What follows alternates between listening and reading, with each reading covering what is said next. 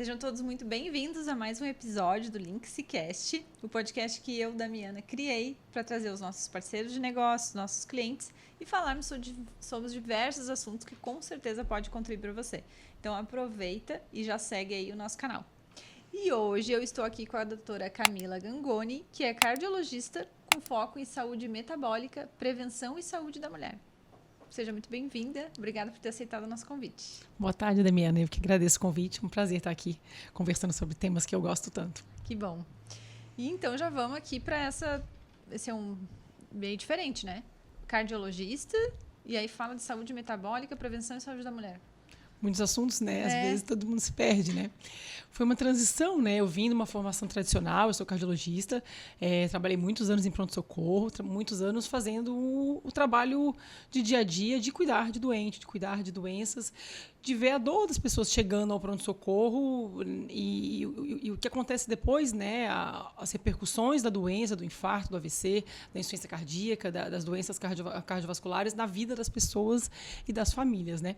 Em algum momento, e aí se misturou um pouco da minha história pessoal, um pouco de pandemia, em algum momento eu comecei a enxergar que a gente podia fazer muito mais, que a medicina tem um potencial muito grande de mudar a história da doença, de prevenir, que a gente pode atuar muitos anos antes, que a gente está atrasado quando a gente vê uma pessoa de 40, 50 anos chegando no hospital infartando. Essa doença começou muitos anos antes e muitas vezes a pessoa chega no hospital e ela não tem essa clareza, ela não sabia que ela estava vivendo isso tantos anos, ela não sabia o que ela podia ter feito diferente. E o que está ali para frente, né? As famílias inteiras estão no mesmo ambiente, muitas vezes metabólico, no mesmo estilo de vida e sofrendo as consequências de uma pessoa que deixa de viver no seu potencial quando ela tem uma doença, quando ela tem uma limitação, e às vezes o infarto e o AVC vão deixar, né, consequências para o resto da vida, né? Então, de 2020, né, e depois ali de muitas questões na vida pessoal, eu fui mergulhando nessa saúde metabólica, nessa questão de prevenção, e fui vendo o potencial que a gente tem, o quanto a gente pode ainda atuar, e o quão antes a gente pode atuar e educar as pessoas para esse autocuidado, para essa mentalidade de prevenção, né? Mas não só para mulheres, né? Para homens também. Sim, sim. Mas por que resolveu focar em mulheres? Por você ser mulher também? Também, acho que eu sou mulher, eu tenho 3 filhas mulheres, mas eu enxergo que a mulher é um pilar da família, um pilar da casa. Então, quando a mulher aprende a se cuidar, quando a mulher toma esta consciência, ela contamina todo mundo à volta. Assim como a doença, assim como a energia, né? Uma mulher que é forte, uma mulher que tem energia, uma mulher que sabe fazer boas escolhas, a família inteira vai naquele caminho, né? Então, foram as duas coisas. Acho que eu vejo isso na minha casa, né? Quando a mulher está com a energia mais baixa, quando a gente não está bem, a família inteira é impactada, né? O exemplo que a gente dá, então, saúde, a gente vê quando quando a gente tem filhos, que não adianta falar só. Então, não adianta falar de saúde, é o que eu faço, é o que eu vivo em casa, é o que dá o exemplo para elas. Então, foi uma escolha minha também, né? De não só no consultório, mas trazer para dentro de casa aquilo que eu acredito, aquilo que eu estudo, aquilo que eu vivo, através de exemplo. E a mulher se preocupa mais com a saúde, mais dos outros, né? Ela está sempre cuidando, ela chega aos 40, 50 anos, cuidando dos filhos, cuidando dos pais, cuidando da família e muitas vezes se deixando em segundo plano.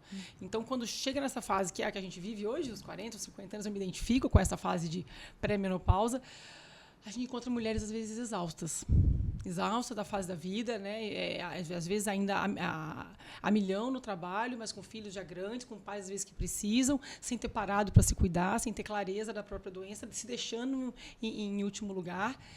Então, foi um foco de começar a cuidar da família, olhando para a mulher, ou passando essa mensagem para a mulher. Então, muitas vezes eu cuido das famílias ou dos maridos, às vezes as mulheres costumam trazer os maridos para mim, porque o homem não procura também, né? Então, é uma escolha, mas, na verdade, a ideia é cuidar da família, é trabalhar prevenção o quanto antes, né? Cuidar das crianças, né? Então, quando a gente tem famílias bem estruturadas, pais que sabem fazer boas escolhas, é a saúde dessas crianças que eu estou impactando, né? Sim, sim. Mas e sempre com uma iniciativa na cardiologia, ou não?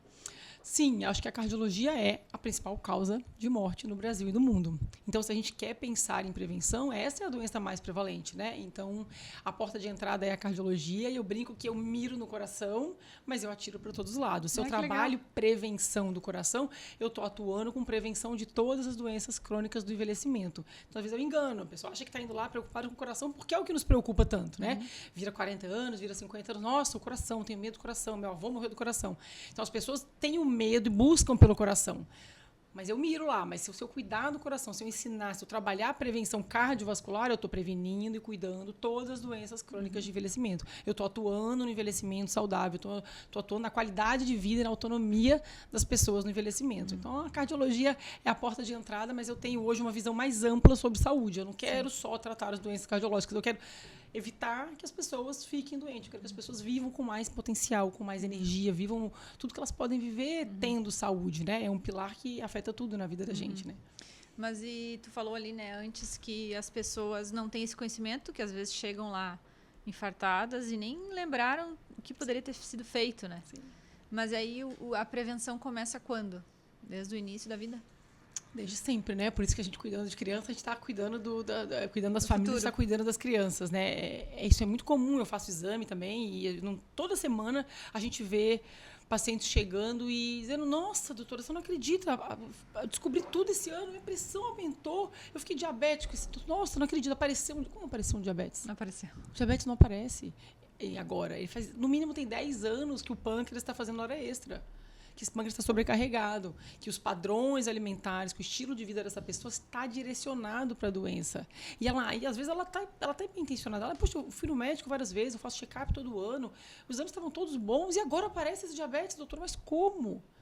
Mas será que era só os exames normais? As pessoas vão ao médico e querem, né, só gabaritar. Os exames estão normais. Pois é, então volta no que vem.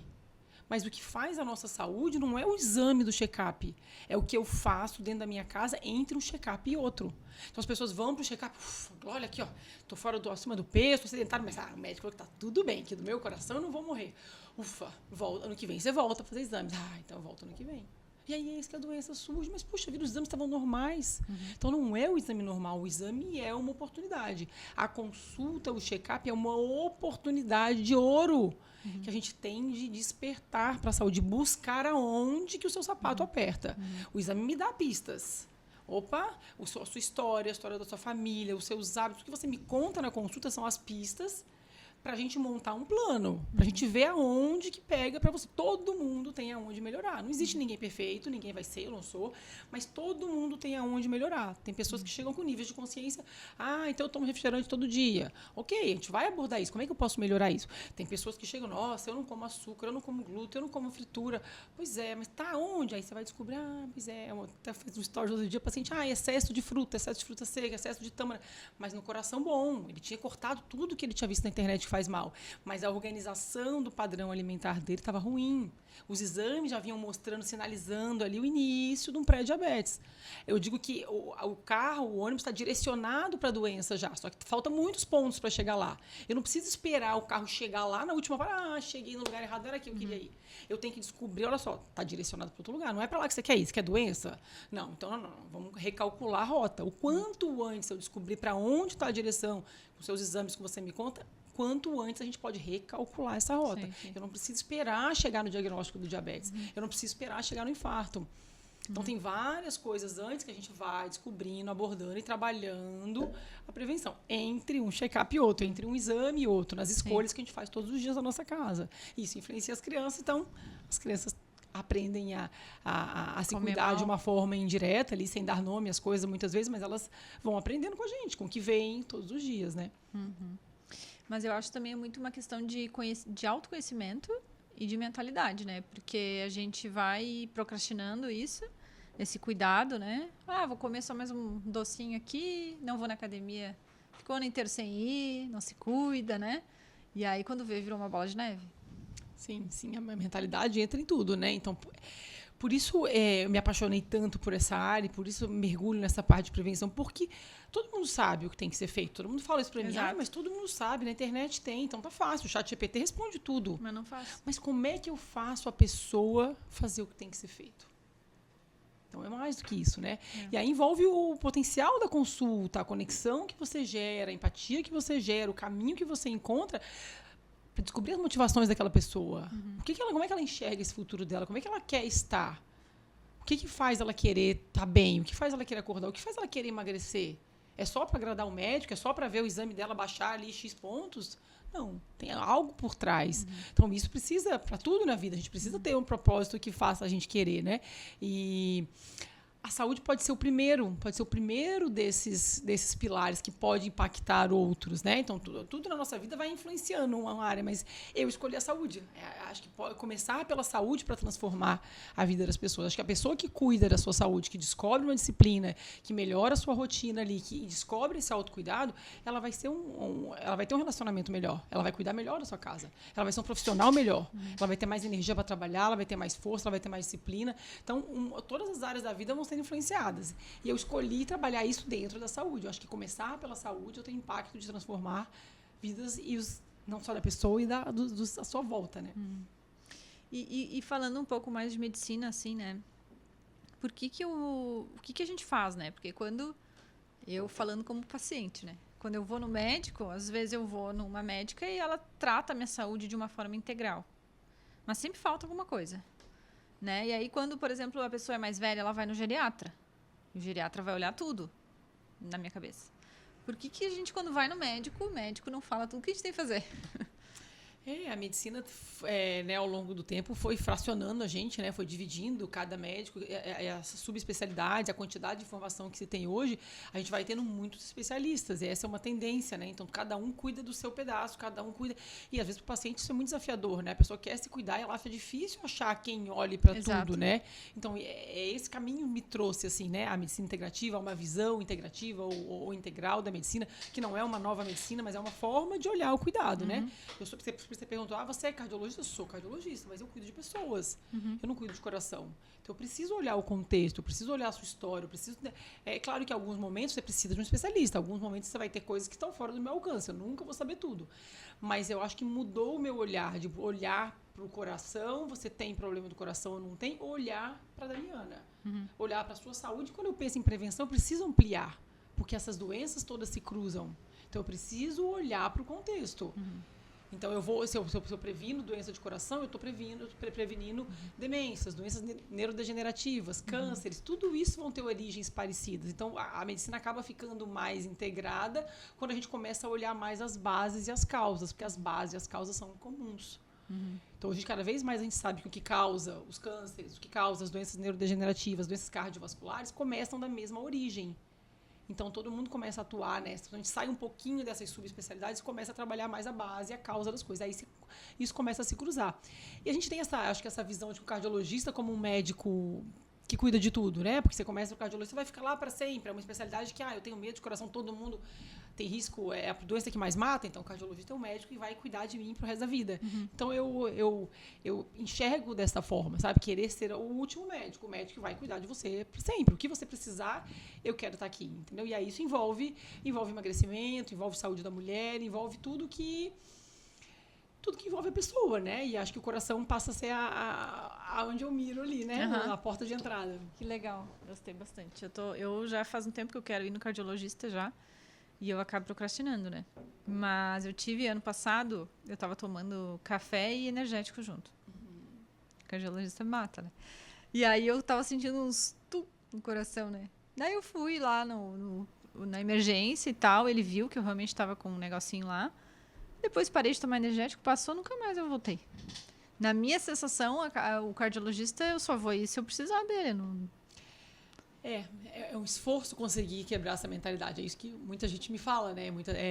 Que às vezes é difícil passar essa mensagem. Como assim? Mas se eu não tenho nada de coração, eu não preciso ir a você? A gente não tem essa mentalidade de prevenção. A gente também, assim como os médicos têm a mentalidade, né, de olhar cada pedaço do corpo, o paciente também tem a mentalidade de buscar quando tem doença. Eu não tenho nenhuma doença, se o coração não está palpitando, então eu não tenho nada. Mulher mesmo, coração é coisa de homem, né? Eu sou jovem, não tenho nada.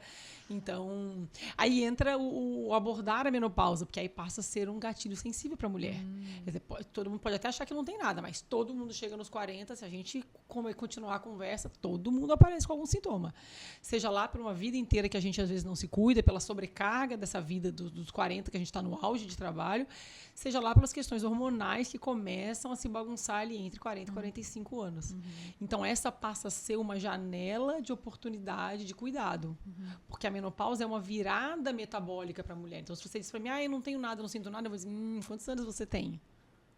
Pois então, menopausa todas nós entraremos. E a partir da menopausa, a coisa complica. A partir da menopausa é uma virada metabólica.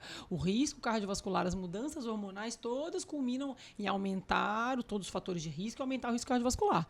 Opa, então já é um bom motivo para a gente conversar. Mas Se não tem antes. nada...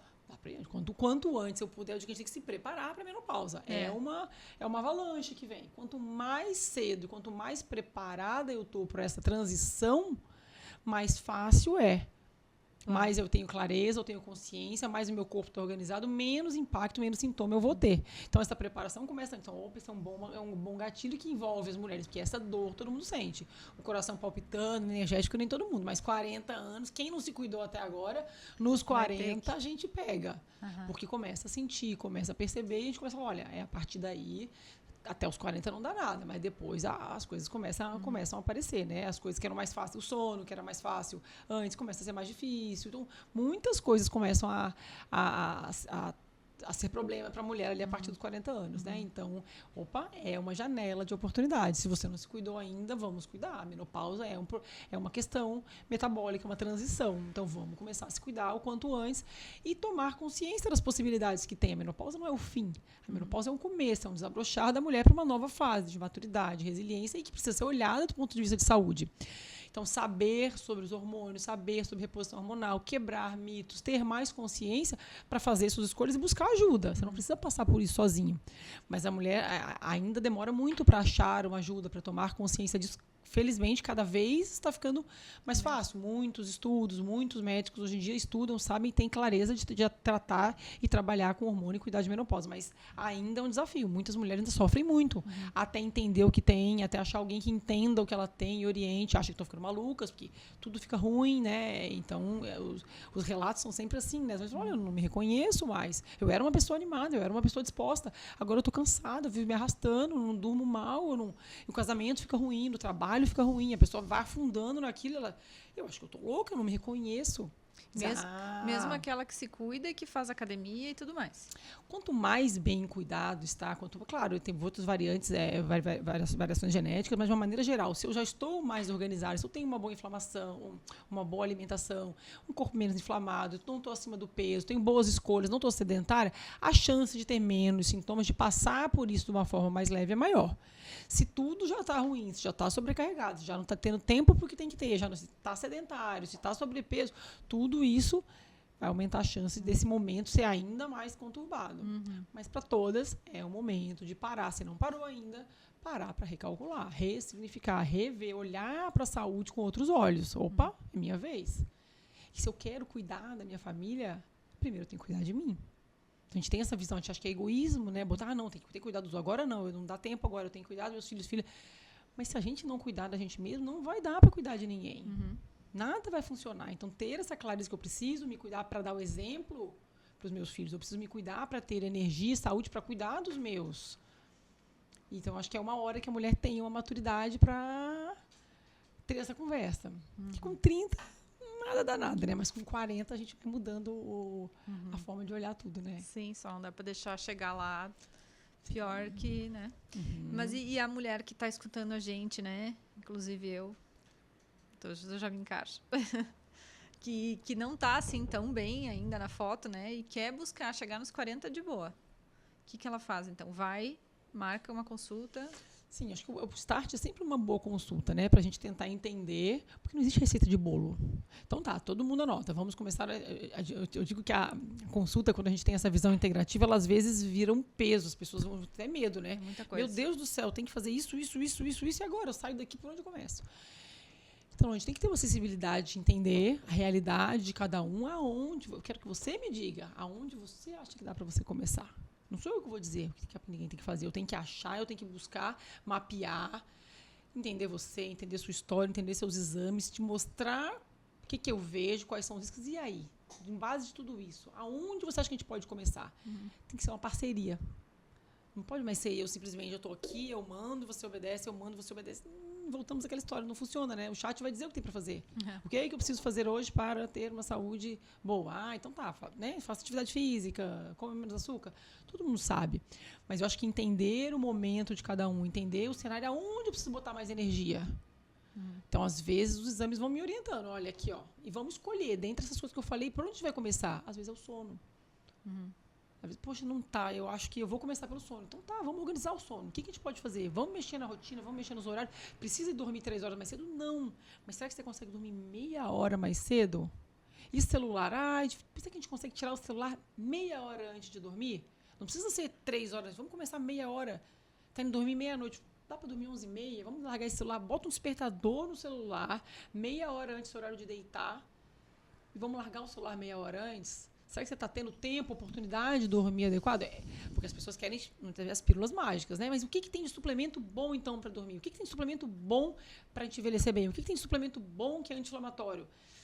Então, o sono é o primeiro que é indiscutível. Não tem poucas coisas na medicina, tem tanto respaldo, tanto estudo de impactar toda a saúde, não só a saúde cardiovascular e envelhecimento como um todo. Então, às vezes é um dos pontos que tá mal resolvido para muitas pessoas. Então, às vezes tem que escolher vamos começar pelo sono. Será que dá para sair de uma consulta, que às vezes é longa?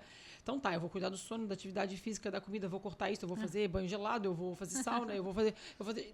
Aí você sai de lá, chega em casa, esse médico, meu Deus, eu nem volto. Não vou conseguir fazer isso, né? Ela consegue, né? Você medita, né, doutora? Então eu não consigo ser igual a você, então nem volto. Então eu tenho que buscar o que faz sentido. Aonde para você dar. E a partir do momento que você começa, que você vê que você é capaz, que você consegue, a gente vai contaminando outras áreas. Mas tem que buscar e tem que querer melhorar. Todo mundo tem alguma coisa para melhorar. Mas eu já não como nada. Calma aí, que já vamos achar alguma coisa para melhorar. Todo mundo vai ter. Sim. Eu já tive uma fase da minha vida que eu colocava em prática todo esse cuidado aí, meditação, blá, blá, blá. Até que eu comecei a trabalhar demais. Mas eu vejo que é muito uma decisão, assim. No momento que tu se decidiu, não, agora vou começar uma dieta, vou me alimentar bem, depois só vai, né? O primeiro passo é o mais difícil, né? Como é que faz esse primeiro passo aí? Eu acho que buscar ajuda, né? Saber que, assim, na maioria das vezes a gente vai precisar de ajuda, né? Como tudo, assim como, por exemplo, o marketing, né? Quantas coisas a gente precisa reconhecer que, eu sei bastante coisa, eu estudo, mas assim, eu preciso de ajuda de alguém. Então, assim, buscar uma parceria aqui que seja parceiro, que esteja ali. Então, tá, como é que a gente pode começar? Às vezes é uma fase da vida que você não vai fazer tudo que você fazia há 5, 10 anos atrás. A gente tem fase na vida, a gente não vai conseguir fazer tudo o tempo todo. O tal do equilíbrio não existe, né? A gente vai estar sempre desequilibrando para um lado. Então, mas a gente tem intenção em olhar para isso, em sair do piloto automático, em parar para perceber e botar luz nas coisas que fazem sentido. E o envelhecimento, isso vai nos pegando, né? Mas acho que a primeira coisa é saber que eu preciso de ajuda, marcar uma consulta, buscar alguém, buscar olhar para o check-up, olhar para os exames com outro olhar. Buscar onde eu posso melhorar. Às vezes não é com tanta cobrança. Não adianta de cobrar mais. Às vezes não é a força. A vida é estratégia. É por onde começar. É que jeito começar. Será que eu preciso ir para academia 5 vezes por semana, 1h30 para ser saudável? Será que se eu começar entre um horário e outro que eu tenho, eu subir de escada, eu caminhar com o cachorro... mas só caminhar com o cachorro ajuda... Qualquer exercício é melhor que nada. Então, vem para a pessoa que está parada, às vezes ela sai com um combinado comigo. Então, tá, que dia, que hora você pode começar? Vai ser 10 minutos. Mas 10 minutos, doutora, serve? É 10 minutos. Você vai pegar, deixa o tênis lá, bota o tênis, dá a volta no quarteirão e volta. Se chegar no meio do caminho, você, já estou aqui mesmo, quiser ir, vai. Mas quando terminar a semana, você vai marcar lá, fiz. Manda uma mensagem para mim. Doutora, eu fiz todos os dias. Não importa que é 10 minutos, eu fiz todos os dias, eu saí do lugar. Então, isso gera uma confiança. Você passa a acreditar que você é capaz. Aquela roda começa a rodar. Mas eu preciso fracionar essas metas. Eu preciso ter... Se eu sair achando que vai começar na academia 1h30, primeiro, não vai dar, não vai encaixar na minha rotina.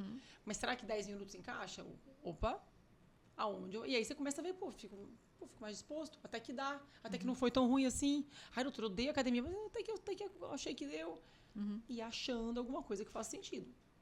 Então, você vê que vai além do chat GPT, né? Porque ele vai dizer o que tem para fazer, mas a gente tem que... Nós somos humanos, né? Como humanos, aonde que a gente vai...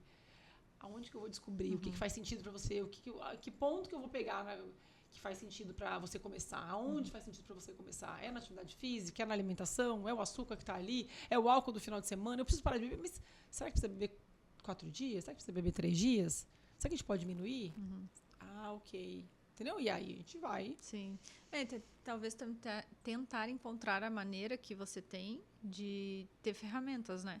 Porque na minha cabeça, né, se eu tiver, por exemplo, uma pessoa para falar todos os dias, doutor, olha aqui, fiz hoje, dá o cheque, né? Tipo, que nem personal, né? Eu hoje tenho uma personal e ela não deixa eu falhar. Então, para mim é mais fácil. Às vezes tá realmente precisando de muita ajuda, né? Pelo menos no início, né? De mandar ali, ou de repente botar post-it, fiz hoje, né? Faz um calendário, uma coisa assim para te dar ok. Então, buscar maneiras de tu conseguir cumprir contigo mesma, né? Porque eu acho que é a parte mais difícil. Sim. Buscar o que você falou, essa palavra, né? Ferramentas, estratégias. Então, eu tenho grupos que eu faço acompanhamento semanal, seja lá para emagrecimento, seja lá para mudança de hábitos, controle de doenças crônicas. Eu não sei por onde começar. Eu mando mensagem toda sexta-feira. Eu mando um questionário toda sexta-feira. E aí? Me conta como foi a semana. E aí? O que deu certo? Qual foi a parte mais difícil? Onde é que eu posso te ajudar? Foto da balança.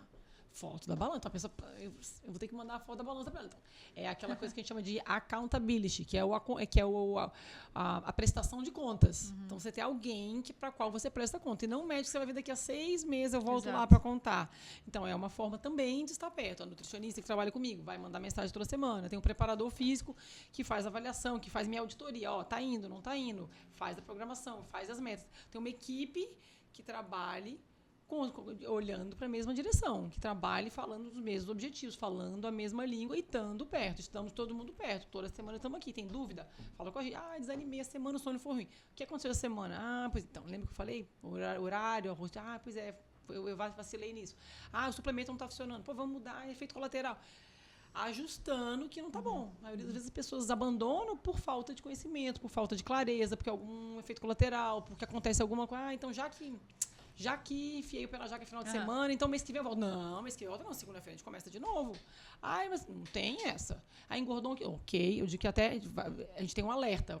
Engordou 1,5 quilo, 1,900, me liga qualquer hora, manda mensagem que, é o alerta, vamos ver o que aconteceu. Então, ter uma parceria, saber que tem alguém ali contigo, né? E na perda de peso isso é muito importante, essa coisa do acompanhamento, do automonitoramento, de ter uma parceria, porque é um desafio à parte, né? Então vão ter altos e baixos.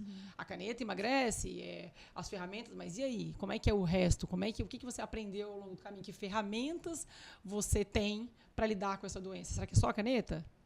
E aí, vai ser a vida toda dela ou tem mais coisas para fazer ali? Como é que estão todos os outros pilares ali? Então, aproveitar de tudo isso e, às vezes, você precisa de estar perto. Toda semana discutir uma coisa. Uma semana é o sono que não foi bom, outra semana é o estresse da família, eu vou para um casamento, briguei com a minha... é um momento difícil. Então, como é que se prepara para isso? Que ferramentas a gente tem? Então, trabalhar isso tudo na direção de mudança de hábito, de boas escolhas, de controlar doenças crônicas, de não chegar no hospital, de não chegar na doença. De assumir esse controle, essas escolhas, né? Assumir que você é a causa. Na grande maioria das vezes não é a genética. Então, às vezes, a gente se acha refém, né? Mas é que na minha família todo mundo tem diabetes, todo mundo tem muito coração. Pois então, mas o que a gente faz, a epigenética, a modulação do ambiente, tem mais impacto do que a genética que a gente traz.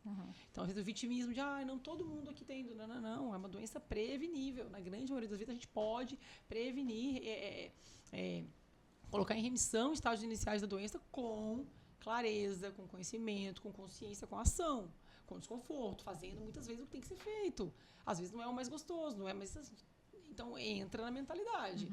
Entra em fazer o que tem que ser feito. Seja lá no trabalho que a gente tem que fazer, seja lá na saúde, no compromisso, no exercício, nas escolhas. É um caminho difícil, né? Porque agora, ainda mais com as canetas agora, né? Aí as pessoas usam isso como bengala, né? Porque, no fim...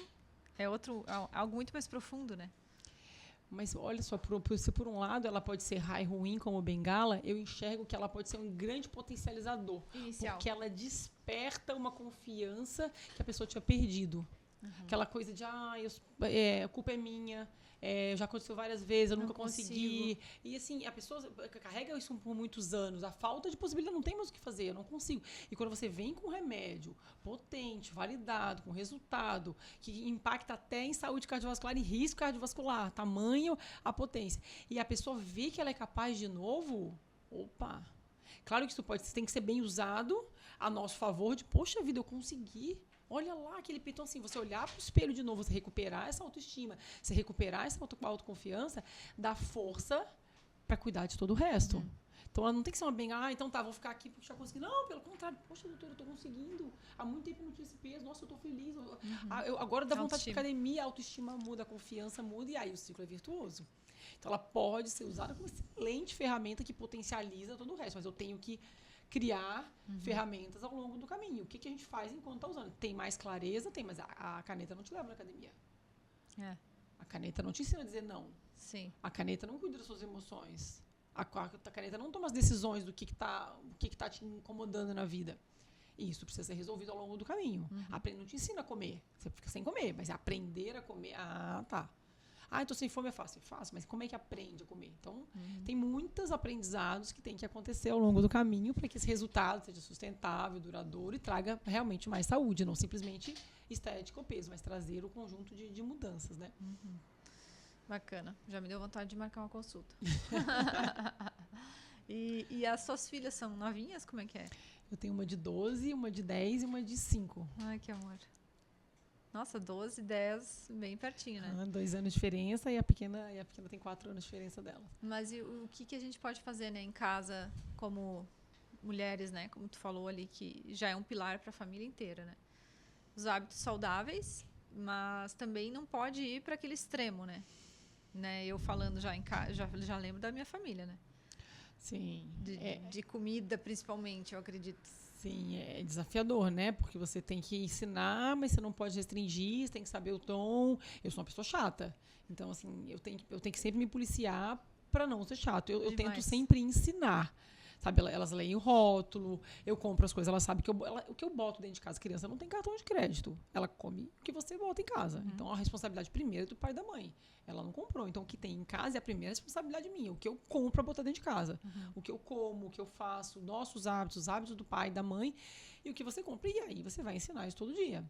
Então, eu tô sempre meio querendo falar do assunto, mas elas olham o rótulo, elas falam pros amigos, assim, chega na escola e fala, o que é? Não sei, mas quando esse rótulo aqui é cheio de coisa aqui, isso aqui não é coisa boa, isso aqui não é alimento. Isso não é suco, mas como não? Aqui, ó, tem um monte de ingredientes, isso aqui não é bom. A minha filha, uma vez, a professora entregou para ela era bem pequena, dia das mães, dia da mulher, uma maçã para levar para casa, para presente para a mãe. Minha menina pequenininha, não, minha mãe não gosta dessa maçã enorme, assim, cheia de agrotóxico. Na cabeça ela já sabia que a maçã estava grande, era agrotóxico, e eu não gosto de agrotóxico. Não, minha mãe não vai comer essa maçã. Então, eles vão repetindo o que a gente fala em casa, né? Mas é claro, óbvio que eles comem doce, óbvio que gostam de açúcar, mas a gente pode ensinar. Por exemplo, o doce, né? É claro que gostam de doce. Mas eu sempre tento ensinar, você tem que escolher. Você não precisa comer todos os doces. Qual que você gosta mais? Você precisa comer 10 brigadeiros? Ou você vai comer um brigadeiro e vai curtir o que você está comendo? É o mindful eating que eu vou ensinar para o paciente, mas em casa eu ensino. Pega o seu brigadeiro, pega o seu bolo, come, curte ele, come devagar. Sente o cheiro, curte o brigadeiro. Não come 10, sai correndo, brincando, engolindo o brigadeiro. Tá gostoso? Né? Qual que você gosta mais? Come com prazer aquilo. Agora, precisa comer essa bala roxa? Não, né? Escolhe, sabe que um chocolate de qualidade, um bolo que a gente faz em casa, um sorvete que você escolhe, ou comer tem doces de pior e melhor qualidade. Então, eu tento escolher o quê? Não ter sempre a amostra em casa. Então, eu compro sorvete no final de semana, eu compro para comer ali, depois do almoço no final de semana. Eu não abro a geladeira e tenho um sorvete sempre ali olhando. Então, não ter. Então, você faz o design do ambiente. Então, eu faço em casa, eu falo os pacientes fazer. Se você abre a geladeira e tem um bolo ali te olhando toda hora, todo dia que fizer bolo, você tá ali. Abre o armário, tá cheio de doce, é o que você vai sentir vontade. Então, você tem que dizer um não só. Você diz não no mercado antes de comprar. Senão, você tem que falar. É que a criança pede, né? Ela pede uma vez e fala, tá, não. Na 10ª vez, você fala, tá, faz. Que nem a comida, que nem o doce. Você nega primeiro dia, não. De manhã você fala, não vou fazer isso. Isso eu não como, isso eu não como, isso eu não como. Depois de 15 vezes, chega 8 horas da noite, você fala, pode vir que eu vou comer tudo. Você cansa de dizer não. Então, a decisão, ela cansa também. Então, a gente tem que ter um design do ambiente da vida para que eu não tenha que falar 20 nãos pro açúcar, pra comida, porque eu quero. Eu tenho que programar meu ambiente, minha rotina para facilitar isso. Se eu tiver que ver o açúcar todo dia, o chocolate ali, de manhã, de tarde, de noite, não. Chega uma hora que eu já vem. Certo. Então, você organizar a casa, o que tem em casa, o que não tem. Mas, claro, que gostam, que comem, né? Então, assim, ter opções, provar. Eu tenho uma que é bem restritiva, que é bem enjoada com fruta, com tudo, mas todos os dias eu boto, todos os dias eu digo pra provar. Ela diz não pra mim, mas come poucas coisas hoje mais do que comia antes. Mas todo dia eu falo, você não quer provar? Ai, mãe, você sabe que eu não gosto. Come isso aqui, come aqui. As amigas vão lá em casa, minha filha fica brava. Ai, mamãe, não fala isso pra elas. Mas eu sempre ofereço. Ai, não gosto. Mas mãe, você sabe que ela não gosta, mas eu vou oferecer toda vez que ela vem aqui, eu ofereço. Você não vai provar, isso aqui é gostoso, prova. As coisas são chatas, mas tô sempre lá, né? Assim, respiro isso. Lá em casa é a mesma coisa, meu Deus. Tem sempre um que é mais difícil de comer, né? Sim. O meu mais velho é difícil também. Minha filha já come de tudo. Frutinha, tudo bonitinho. Qual que é a idade dos seus? 10 e 5. Então bem perto, mas a minha de 5 ela tá mais terrível. E na cidade é mais difícil ainda. As mais velhas você vai negociando mais. A pequena, mas assim, tá lá. Tá na mesa, bota a mesa, tem comida. Chega de noite, não pode ser... Não pode. Princípio da casa, não é farinha de noite. De noite você vai comer o que sobrou do almoço. É arroz, feijão, o que sobrou. Se não quer nada disso, tem o ovo. Mas não pode ser tapioca. Não. De noite vai ser comida. Não tem... Pronto. Reclama. Não vai ser. Exceção, final de semana, almoço é mais tarde, o marido cozinha, aí às vezes sobremesa, então é um dia que é pior. Aí normalmente eu falo, ovo no final do dia, iogurte.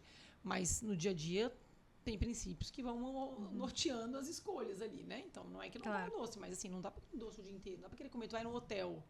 Tem um monte de porcaria no café da manhã. Não. Primeiro come o ovo, primeiro a proteína. Também então você ensina no consultório, você ensina para as crianças. Depois você come sua fruta. Se sobrar espaço, vai querer um bolo. Mas aí o doce vai ser depois. Se tiver espaço, eu começo com a proteína, eu começo com a fibra, eu como a fruta, eu provo uma coisa diferente. E aí sobra espaço para tudo. Precisa ser todos os doces da mesa do restaurante? Não. Qual que você gostou mais ontem? Com calma, curte o seu doce. Mas é um trabalho de formiguinha, né? Porque elas estão... Cansa mesmo. É bem como tu falou, todo dia tem...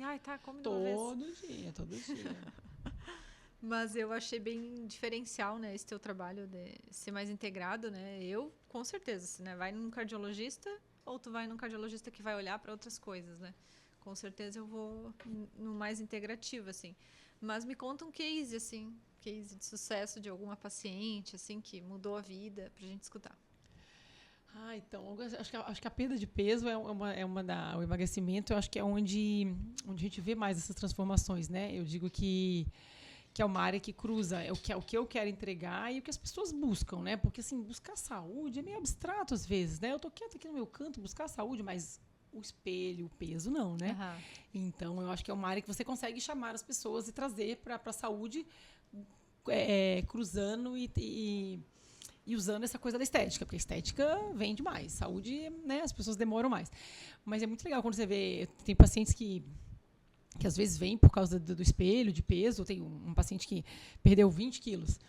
E aí você vê a repercussão disso, né? A pessoa te falar que não é só o peso, ela fala, estou dormindo melhor. Eu tenho energia para brincar com os filhos que eu não tinha.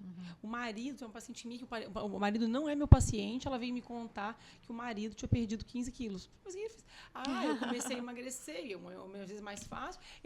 Porque ela estava não comprando as coisas, porque ela tinha emagrecido, ele só de ir na cola dela, ele emagreceu. Que legal. Então, a casa... Então, assim, você vê as pessoas perceberem, aí sim, a tal da saúde, a tal da energia. Elas estão procurando, às vezes, a estética, mas quando a gente fala de peso, isso vai se cruzar, né? Então, a gente vende a estética. A pessoa... Mas o que isso quer entregar? Quer entregar vida, quer entregar energia. Então, a pessoa fala, olha, a roupa não está cabendo, mas eu tô dormindo melhor.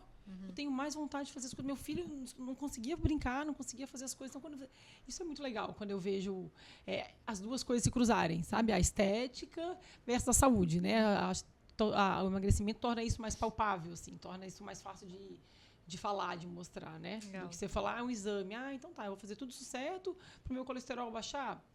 Não, mas o peso traz isso, né? Traz um sonho, traz as dores que a pessoa sofreu ao longo da vida, a expectativa que ela traz ali, as frustrações do que ela viveu. Então, aquele acolhimento de escutar e de mostrar um caminho possível ali, sabe? Então, acho que essa é uma das áreas onde eu mais vejo repercussões, assim, né? Então, por isso também, hoje também essa questão de incorporar, porque também trabalhar com prevenção e trabalhar com obesidade, com emagrecimento, também falamos a mesma coisa, né? Uma das coisas que mais impacta prevenção cardiovascular hoje é perder peso. E é uma epidemia, né? A gente tem hoje mais da metade da população com sobrepeso. Por quê? Então, assim, olha o tanto de falta de clareza, de hábitos, de consciência que a gente tem, a ponto hoje de ver o número de crianças e adolescentes triplicando nos últimos anos de incidência de obesidade. Veja na escola, às vezes vê nos amigos. Então, é uma dor, né? Você vê hoje as crianças já nesse ambiente desde muito cedo. Então, é uma área que eu gosto muito porque tem um impacto em prevenção muito grande, tem um impacto em volta, um impacto em saúde muito grande. Então, acho que são os cases de mais sucesso são sempre os que envolvem ali emagrecimento, porque isso traz uma... Mas e como que tu faz para trazer a pessoa... Porque culturalmente a gente não vai pro cardiologista para emagrecer. Vai? Não, né? Pois né, antigamente era uma coisa muito restrita, né, que a nutricionista trabalhava só, muito a parte de emagrecimento, endocrinologista. Hoje, nos últimos anos, com a chegada dessas novas medicações e a forma como essas medicações têm sido estudadas e mostrando resultados, inclusive em desfechos cardiovasculares, fez com que todas as especialidades começassem a olhar para o sobrepeso e para a obesidade de uma forma diferente, porque ela vai impactar em todas as especialidades. Ela impacta na vida do ortopedista, que vai tratar a artrose de joelho. Ela vai impactar no ginecologista, que vê a ovário policístico. Ela vai impactar no cardiologista, que vai ver o diabetes, que vai ver o risco de infarto. Então, pouquíssimas doenças não tem relação com a obesidade. A quantidade de coisas que são pioradas com o ganho de peso, com a obesidade, é muito grande. Então, todas as especialidades têm voltado a atenção e nos últimos anos com a questão de novas medicações e hoje, né, as medicações mostrando redução de risco cardiovascular. Então, mostrou resultados que a gente não vê todo dia, né? Então, com isso, o cardiologista começou a trazer mais esse assunto para o dia a dia, especialmente se você está falando de prevenção, você está falando de uma saúde mais integrativa, você tem que olhar para o peso também. Então, às vezes, pode até não ser a queixa do paciente. Ele vem, às vezes, por check-up. Mas, se eu quero viver melhor, se eu quero envelhecer bem, o que eu tenho para melhorar aqui? Aí a gente tem a ferramenta da bioimpedância, por exemplo, que me mostra... Às vezes, é algo que a pessoa às vezes não sabia ali, que é o falso magro. A pessoa acha que está tudo bem, os exames estão bons, o peso está normal. E aí a gente pega a bioimpedância e fala, mas você está vendo? Gordura. Tem aumento de gordura. Mas tá. E aí, se eu for buscar nos exames de sangue, muitas vezes eu vou achar algum exame ali que me mostra o risco de diabetes aumentado. Porque sempre que eu tenho aumento de gordura, que eu tenho gordura visceral, que eu tenho sobrepeso, que eu tenho essa composição corporal predominando a gordura, eu estou aumentando o risco, eu estou caminhando em direção ao diabetes, que é uma das principais causas de doenças cardiovasculares. Então, se eu tenho peso, se eu tenho a bioimpedância para mostrar a gordura, começa a nossa conversa aqui. E aí a gente vai buscando nesses outros exames de check-up outros pontos que sensibilizem para esse assunto. Mas o objetivo qual é? Eu queria envelhecer bem. Não estou preocupada com o peso. Eu estou bem assim, mas eu quero envelhecer bem. Mas envelhecer bem como?